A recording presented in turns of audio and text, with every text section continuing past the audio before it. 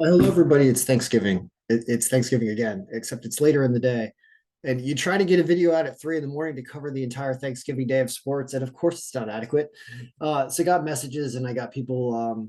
Thank you, Leonce. Thank you, Sean. People purchase the algorithms. And I'm going to do this video to kind of explain you really want to take control of your life and your wagering and your game yourself with this Excel file. I'm giving it away. I mean, this is not a joke. I give away the algorithm because I spin gold no matter what I do. I don't care. Like I make awesome algorithms for everything. So I don't mind if people use them because I just enjoy that sometimes they work really, really, really, really well. And they give you a broad view of the games and what's happening. So we're going to talk about football. We're going to talk about college basketball. And also we're going to talk about a extension of the round robin calculator file. So I got a request to up this thing to 15 picks. They're like Tito's like, hey, Ken, necesito 15. I was like, I don't know where you can bet 15 picks. And I'm like, I don't think you can do it. And sure enough, just me being ignorant, I looked on FanDuel and sure enough, you can do 15 picks. However, when you do 15 picks on FanDuel, okay, let's imagine we had 15 of them. And this is a huge file, by the way. And before we talk about sports, we have to talk about this file because this is actually really cool. So imagine that like you tried to wager the minimum, right, on all 15 picks. And these were the lines that you had here. It would cost you $3,275.90 to make a full round robin, which is every single parlay combination of all 50 of these teams from a 2-team all the way to a 15-team parlay. And this shows you the number of combinations. And I'd like to say, muchas gracias for Tito. Tito did a ton of work on his own to help me get this file created a whole lot faster than I would have originally. And he did all the combination work and found all the combinations, that kind of stuff. I'm always bad with probability, probably why I'm a terrible sports bettor. It's because I'm awful with probability and odds. But he found all the combinations for me. And also, it's really cool to look at this, especially in a color coded format, to show you mathematically like where combinations lie within this. And this thing's so dynamic. So imagine you did this, right? And these were 15 games and you lost. I don't want to lose that one because they're playing. You're not going to lose the Lions plus 9.5 because they're only losing by 3. Oh no! Oh my God! They tied it up. They tied it up. So the Lions have tied it up. Everybody, it's 25-25. I don't care because my bet is the Lions plus 9.5 because I listened to the algorithm like I'm supposed to on this one. I didn't want to do it. I actually made the bet and I pressed it and I go, am I really betting on the Lions on Thanksgiving? And sure enough, algorithm knows better than all of us, right?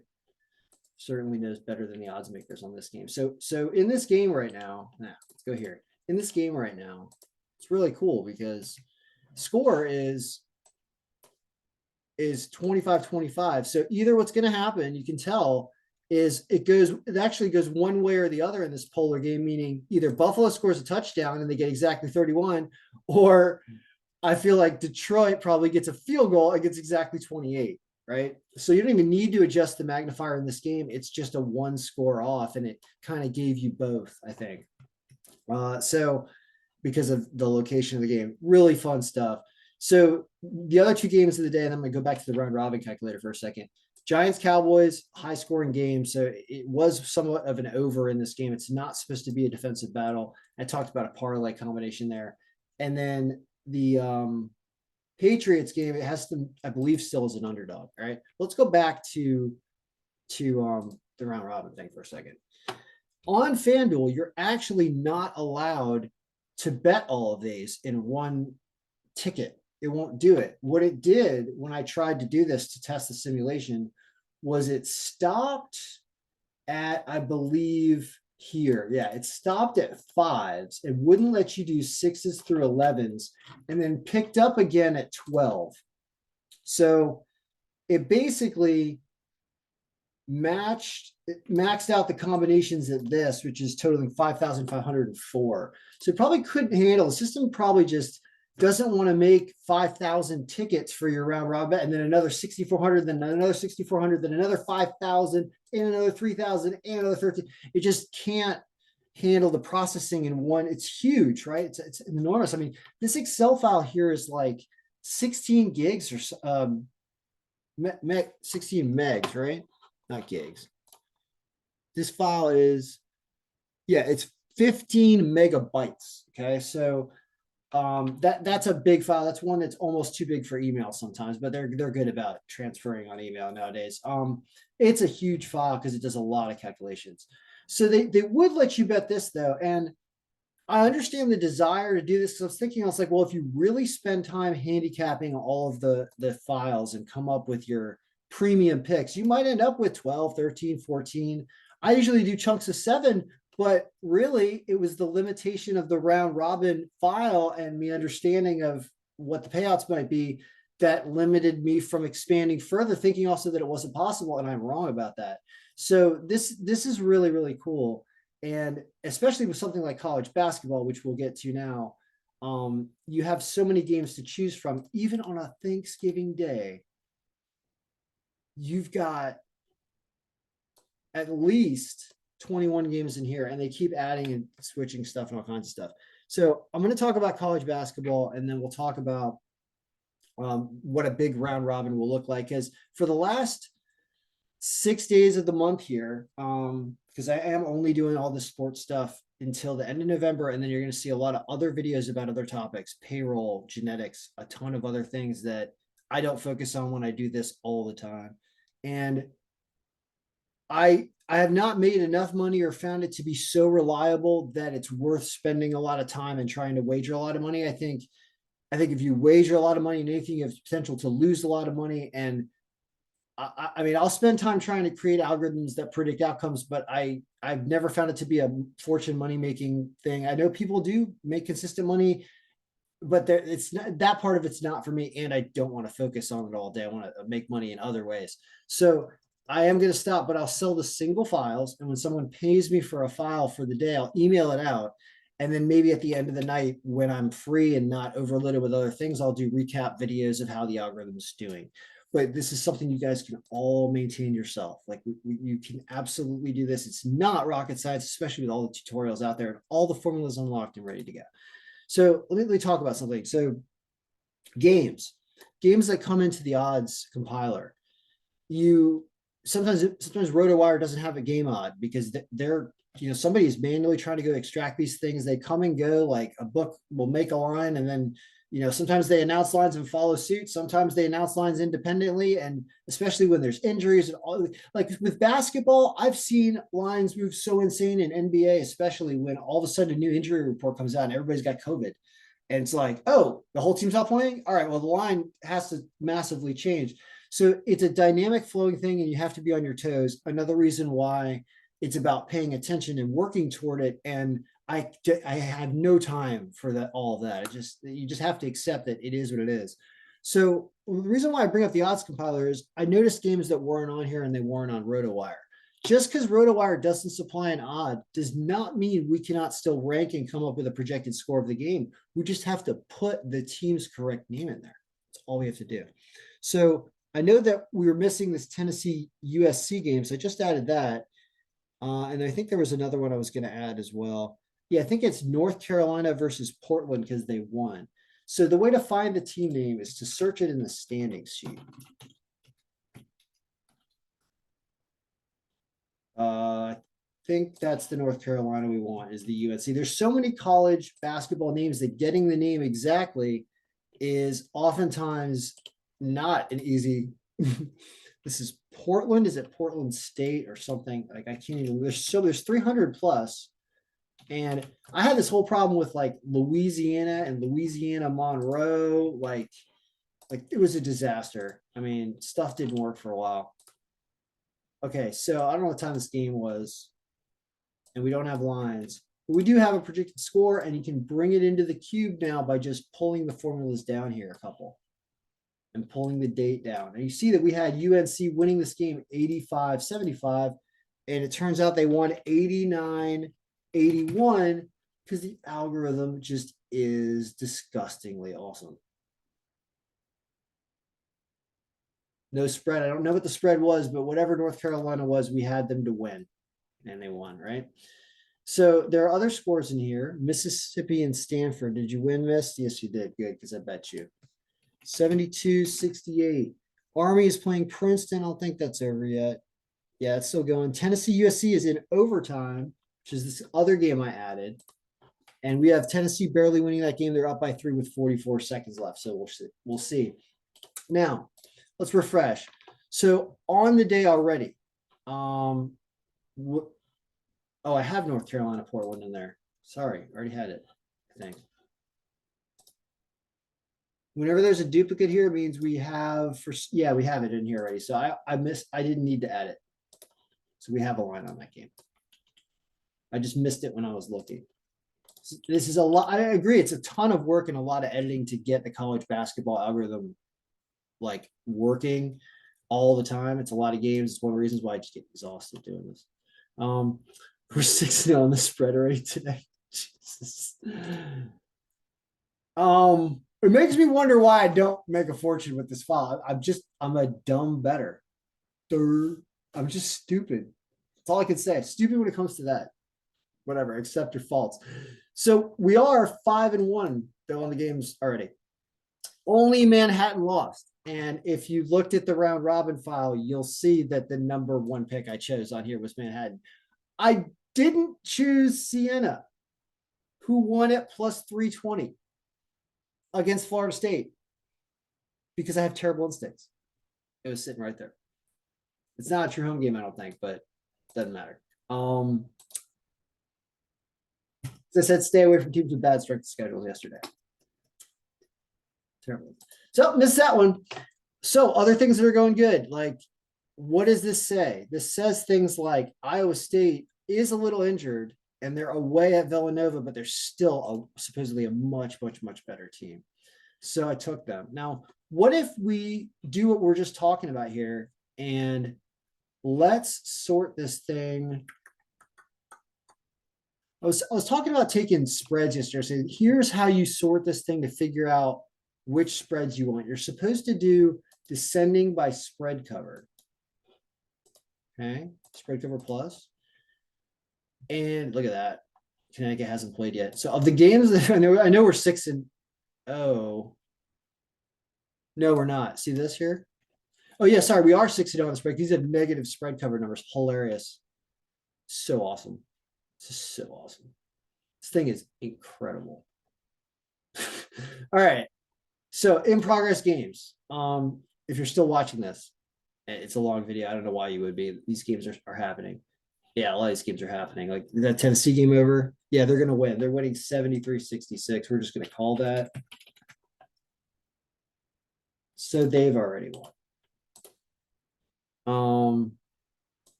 And we're 7-0 on the spread. Well, we don't have a spread on that game though. Actually, we don't know the answer to that. Okay. Looking back at it, so there's Iowa State. There's apparently NC State at plus 142. That game, NC State game. I don't see it. Yeah, no, I see. It's at 4:00. It's just starting. So I'll get this video up and I'll talk about how you can fast forward to the college basketball analysis. But basically, spreads are not awful anywhere here. So the algorithm is annihilating it against the spread today. Annihilating it. As you can see, annihilating it. 7-0, even though you see losses here, that's because the spread cover, the prediction said the team would not cover the spread. But one of these games does not have actual spread in here, so it's not perfect. Anyway, too much talking. What do? I think you just take all these teams with the on spread. Siena already won though. It's these ones. Sorry, it's these ones. But some of these games are going on. Princeton Army. Let's remove the games that are already happening just so I can show you what's left. Army is going on right now, losing to Princeton. Duke is beating Oregon State. IUPBIB is losing to New Orleans. Iowa State is already going on 16-17. All right. So what you're left with, let's start at 4. Start 356. What you're left with is this. And all these lines are reasonable. And it would kind of say don't do Oklahoma because they're all the way at the bottom of low margin. But it's NC State starts at 4. NC State, Connecticut. I mean, you see high margins here. That's really good, along with spread covers. All these, like, to win, even these lines are not awful. Okay, that was the whole point of what I was doing this. Back up a second. So let's say you were just reading the algorithm for what it's worth and said, all right, Ken said sort this by spread cover and don't take teams minus 1 million points. None of these are minus 1 million points except this one, St. Mary's. Game's already over. Well, let's say you did that and you're like, all right, let's just say you grabbed it's haven't happened yet. Yeah, say you grab the money lines on the top 15. Okay, just for the heck of it. You just weren't thinking, oh, there's no money line there. I'll add one. So you take that and you go into this crazy 15 team parlay calculation. And we'll put a minus 110 for Tennessee. Okay, so now you've got the option, and I don't know if it'll let you just it won't even let you do these ones. Okay, so these are blocked out in this scenario. So it won't let you touch those, right? So say you have $100 because like my $100 is my weird number where I'm like, if you lose $100, you hopefully didn't lose your life, right? Like you just lost $100. So I think about that on a daily basis.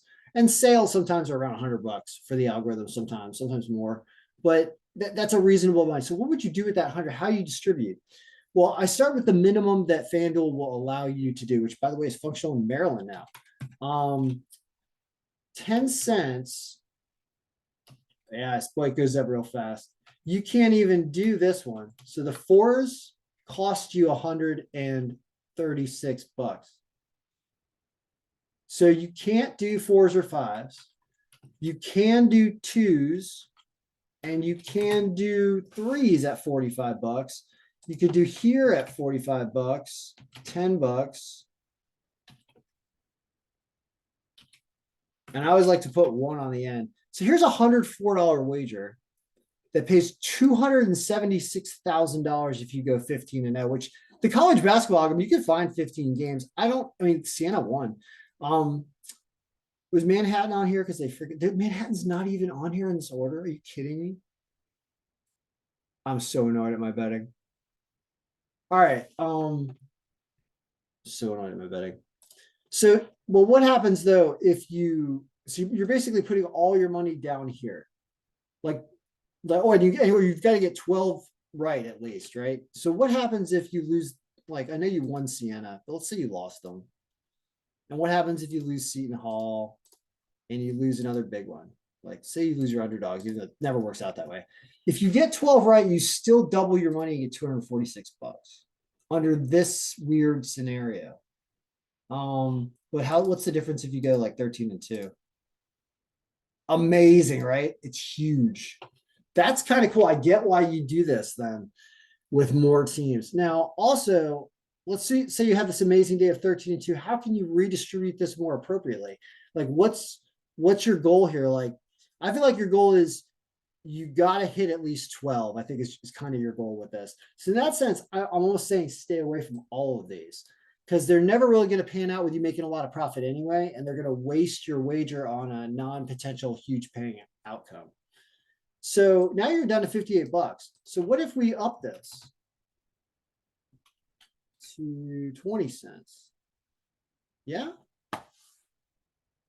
Yeah. And then you can say like, all right, what if I have 13 seems good though, doesn't it? What if I have the crazy 14, only miss 1, right?